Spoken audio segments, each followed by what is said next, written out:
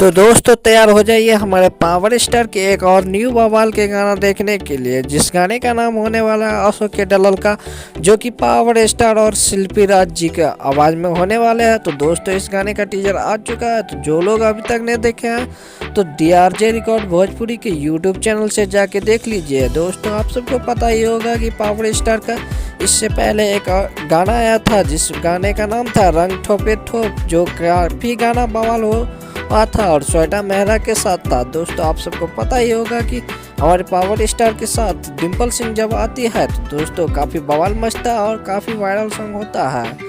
दोस्तों मैं बता दूं कि हमारे पावर स्टार का यह सॉन्ग काफ़ी बवाल मचाने वाला है। दोस्तों टीजर आते ही इतिहास रच दिया है। तो दोस्तों आप सब हमारे चैनल पर नए आ रहे होंगे तो चैनल को सब्सक्राइब जरूर कर दीजिएगा। मिलते हैं किसी और नेक्स्ट वीडियो में।